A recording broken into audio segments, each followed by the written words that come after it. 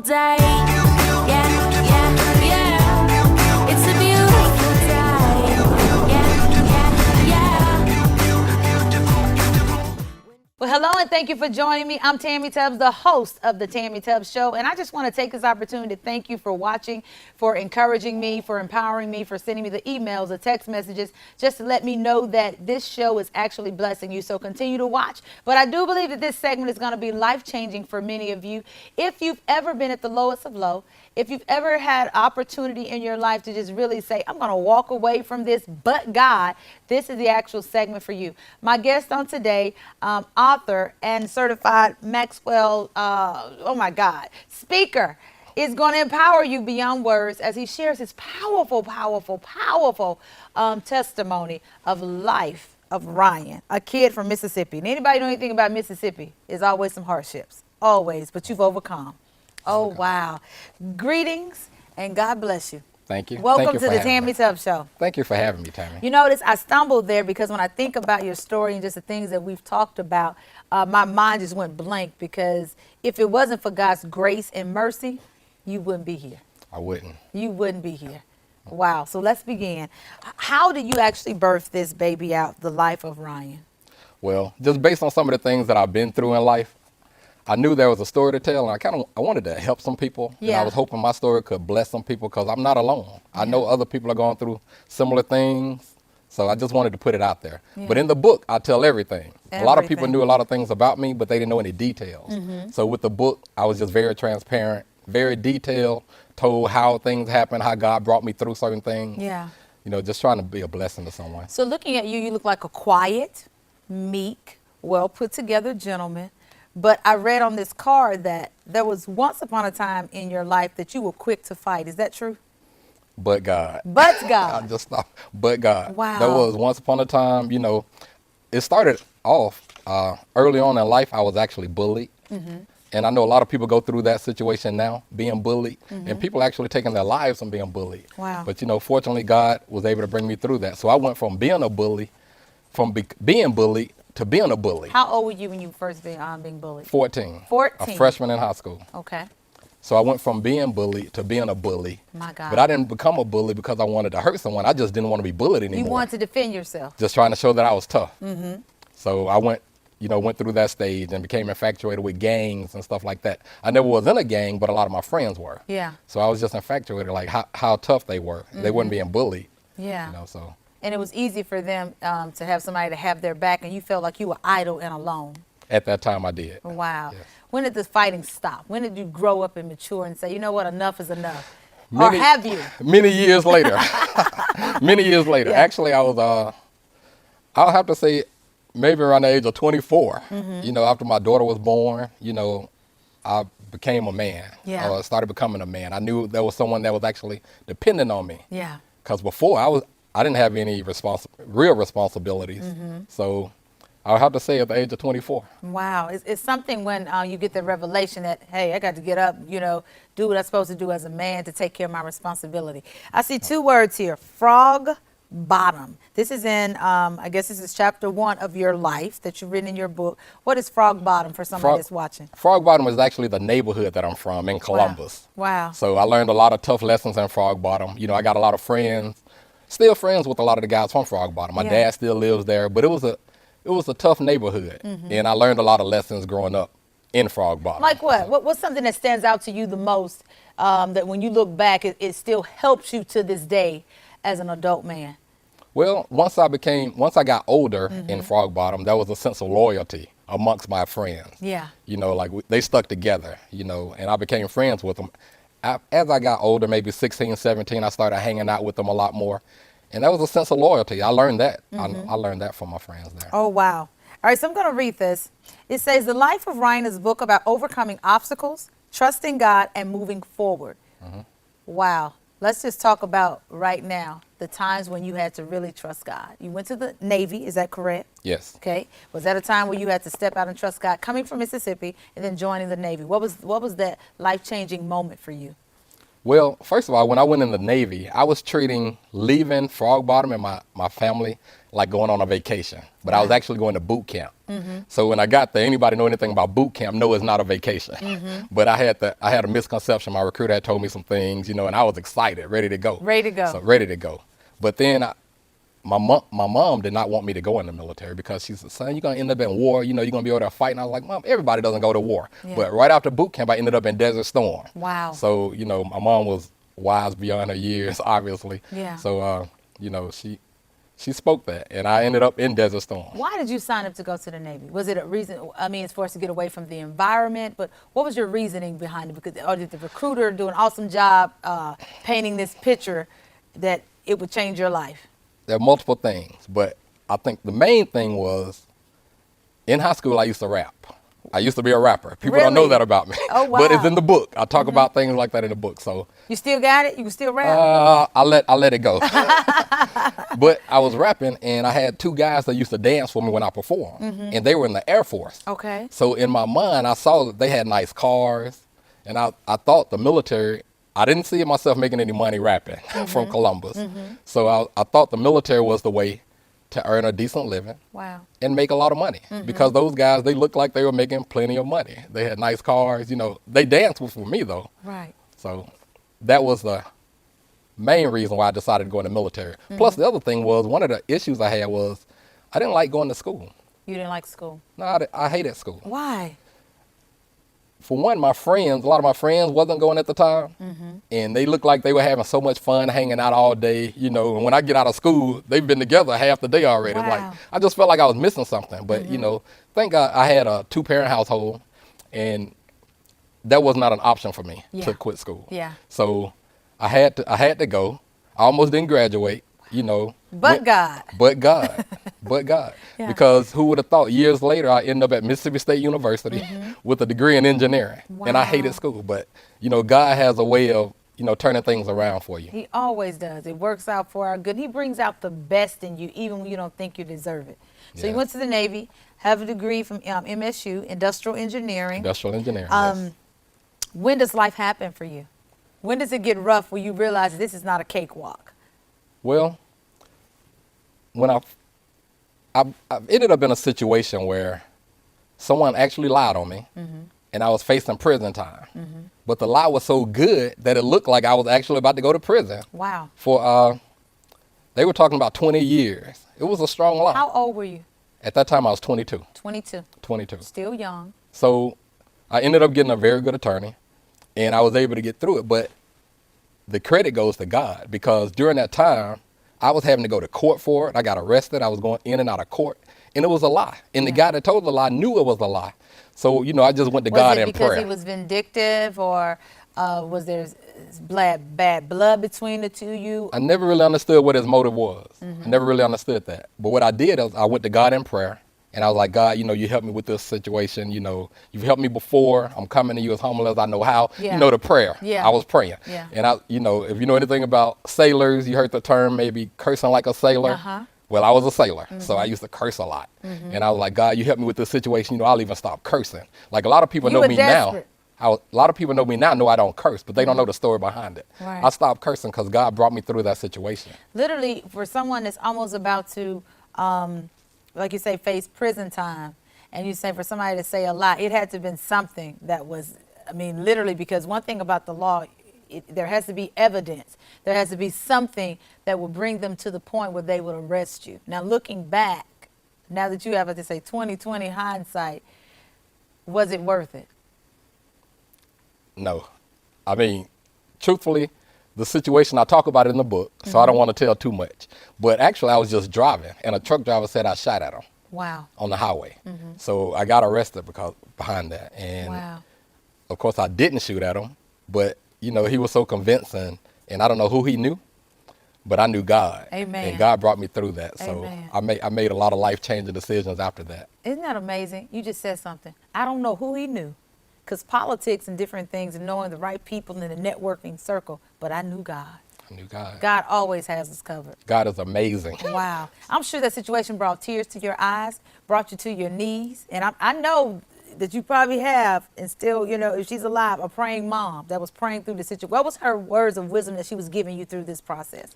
Well, at the time, she actually passed like 2 years ago. But at that time, they took. I had a Chicago Bulls Michael Jordan jersey. I had some rings on my finger. I had a beeper. You know, I had a herringbone necklace, and the police took all of that for evidence. Wow. So after it was over, I told my mom I want to go back and get it, and she was like, "Son, just thank God that is over and let it go." So that's what I had to do. I had to take her advice and, you know, let it go. Right. Right. You know, something about when we let things go, because if you would have put it back on, that spirit may have reattached itself to you. Yes. And all that hurt and all that pain, because that too can be life-changing. Yes. So you're 22 at that time.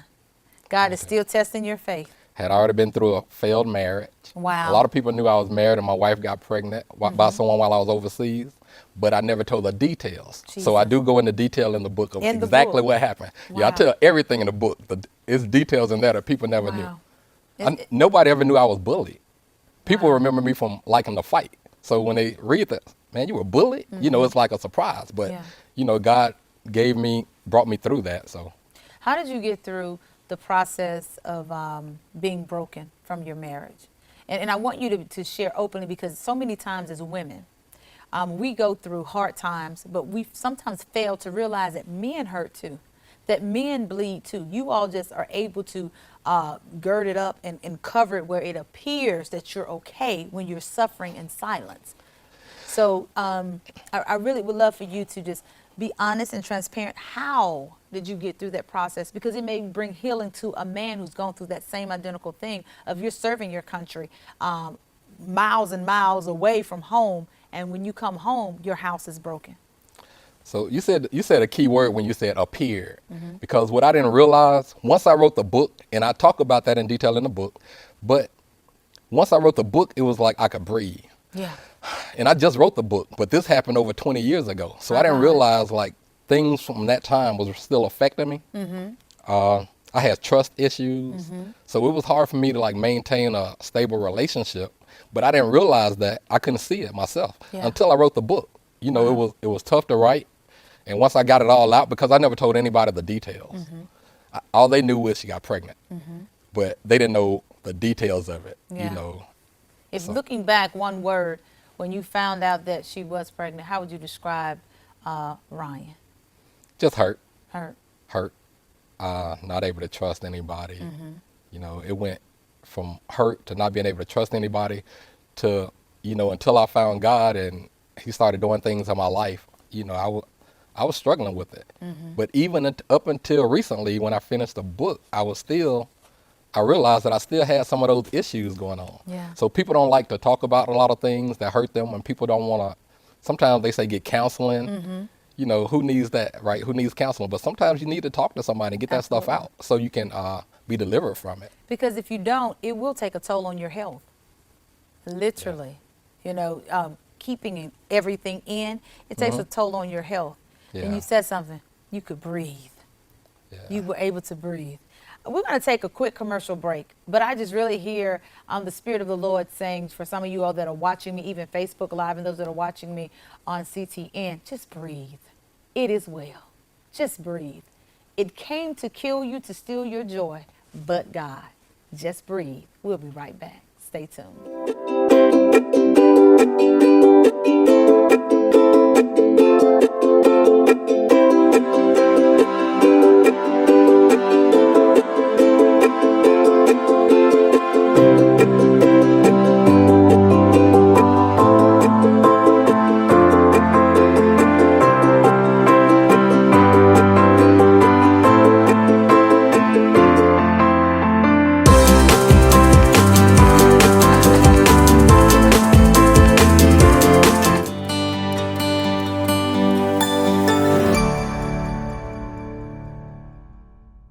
Hey, we're back, and I'm so excited that you joined us. I'm telling you, God wants to heal you right where you are. Ryan Winfrey is here on set with me, and he just shared something that was so phenomenal of how he actually had to breathe, and he was able to breathe once he released the words of this book on the pages.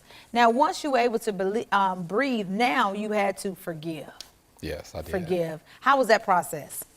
Once I actually finished it, everything was clear. Yeah. Like I could breathe again. You know, I just realized that I had to get myself together so I can be able to trust someone and them be able to trust me as well. So, Amen. And it's something about when you don't trust people, your mind begins to play games on you. yes, Their intentions are not what you think they are. right.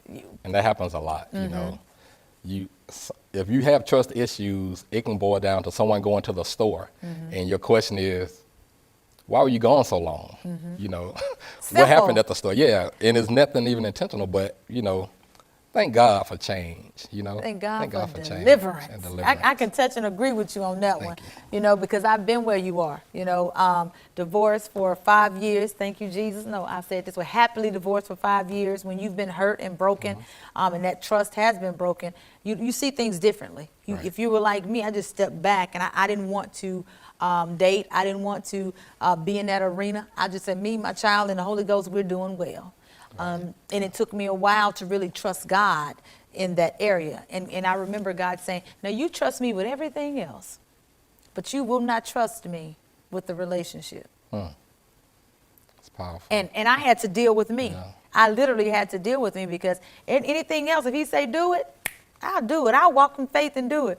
But when it came to relationship, oh no, I'm good. Me, Trent, and the Holy Ghost, we're good. No, because that fear. I didn't want anybody in that space. Can you relate to that? I can. I can.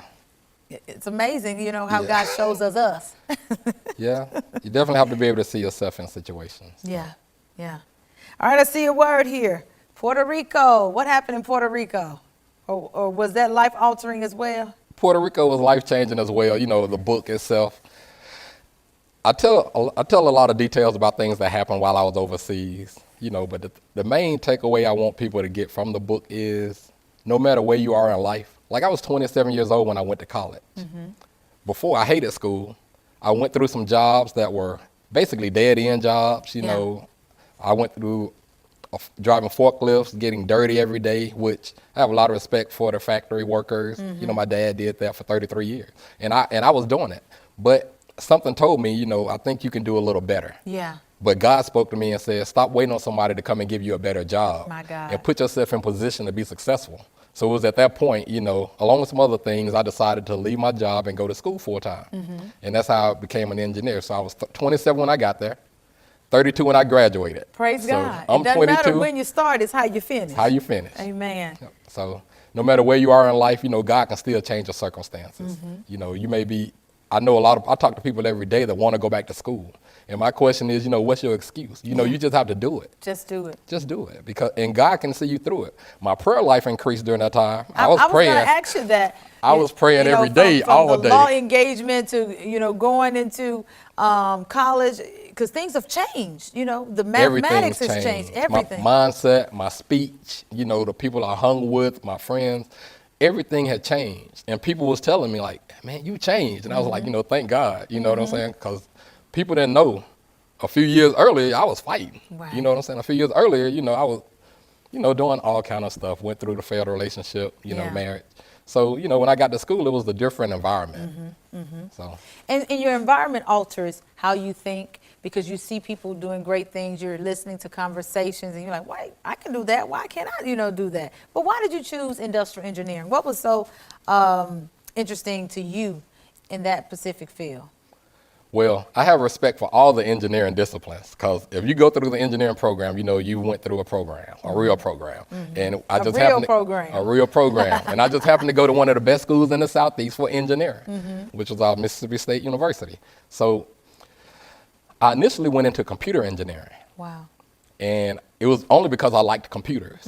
But then I went and worked on a job, you know, co-oping with that co-op program. And what I learned was the computer engineers was writing computer programs, which, you know, I was okay doing. Yeah. But the industrial engineers, they was all over the building. You know, they got to walk around. They were supervisors, managers, you know. So after that third rotation, I went back and I changed my major. Yeah. Yeah. Didn't want to be locked in. Right. Like, I wanted to be able to get out amongst the people, you know, because I'm a people person anyway. Yeah. And I like interacting with people. Oh, wow. Are you still utilizing that degree now? I am. I am actually working in my field. Amen. And I think, too, that you're actually in the field of ministry as an engineer, you're always building, creating, even with the minds of people when you're speaking. So it works twofold, naturally and spiritually. So I pray Godspeed blessings upon you even the more in that specific arena, you know, because engineers, like you said, you went through a program. It's something about an engineer, very intuitive, most definitely. All right, let's talk about that breath of fresh air after college life. Everything changes. You get your degree. Where are you in that mental capacity? Where are you career-wise? Where are you as a man? What's going on with Ryan Winfrey? So a breath of fresh air is, and I don't want to give any spoilers out, but Well, you're going to have to give them some insight. We want them to buy the book. right. Okay. So So you a can't breath. keep everything secret. I will tell you this. So a breath of fresh air is when I met my wife that I met while I was in college. Amen. Okay.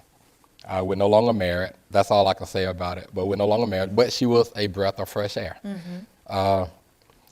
It turned out I had all these trust issues, and I was praying to God for someone that I can really trust. And what does God do?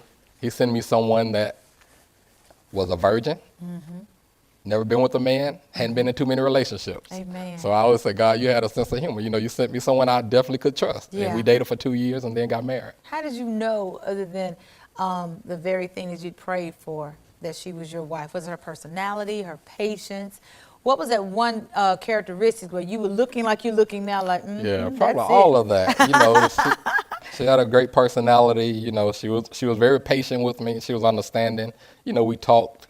You know, could talk about anything. You know, just a friend. Yeah. You know, and that's how we met actually, as friends first. Isn't that We was amazing? in the National Society of Black Engineers together. So she's an engineer as well. She ended up graduating in math. Wow. So even with engineers and in mathematics, you all still have a common ground. And you have to have something to talk about other than sex, you know, in a relationship. Right. We had a lot of stuff to talk about. We were both heavily deep in the church. You know, the church that I went to also helped change my life. You know, a lady prayed for me in that church. When I woke up, I was not the same. Oh, and my notice I said goodness. when I woke up, because I already passed know out what somewhere happened. along the way. Yeah. So changed my life. So I was able to, you know, date her for 2 years and, you know, keep things the way they were when I met her. You know, so. So when I say this, your background, your ethnicity, doesn't matter where you come from, the environment, who your parents were, none of that affects who you can be in Christ. Would you agree with me? Absolutely. God can change your circumstances at any time. Yeah. He changed mine at 27 and gave me the desire to want to go back to school from somebody that hated school, Yeah. you know, to be able to put myself in position to be better. And another thing I was doing, God started showing me my purpose in life. And that was one of the purposes was to mentor the young men. So I was a college student, didn't have any money, and I started mentoring young men. So Wow. I called a good friend of mine. He happened to be the middle school basketball coach in Starkville, Coach Tony Minor. Tony Minor. Okay, so I called him and told him, hey, I want to coach some of your players. So he was like, how many? I was like, the whole team? He was like, the whole team? I was like, yeah, the whole team. So I wanted to mentor and ended up with a basketball team. Wow. So without any money, I started taking guys around to, you know, play basketball in basketball tournaments. You know, so I didn't know anything about basketball at the time, Yeah. not from a high level coaching standpoint. Yeah. But, you know, it's been going on now for 20 something years. Isn't that and, amazing? you know, somewhere along the way I learned how to coach, but I'm still mentoring those young kids. I have a 6th grade team right now that I'm mentoring.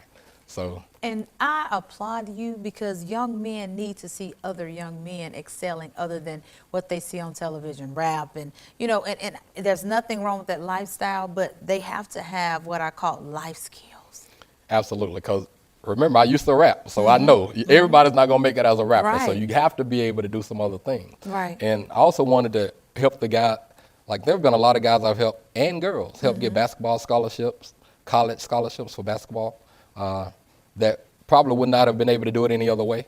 That's Just put them in front of college coaches and stuff like that. So, but it all started because I was Obedient obedient, following my calling. and making Trying to that one mentor. phone call. One phone call started the whole thing. And having a connection with Tony, you know, who is my cousin, of course, I want to say that. Having that Okay. connection with Tony to be able for him to say, yeah, man, come on.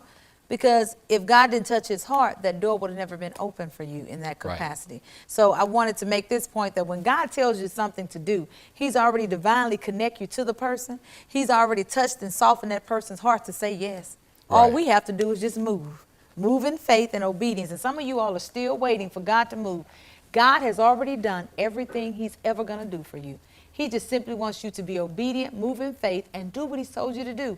You may not understand it. Notice you just said you didn't have any money. I didn't have any money. But you Didn't know had how I was faith. going to do it. Didn't even know Tony Minor at the time.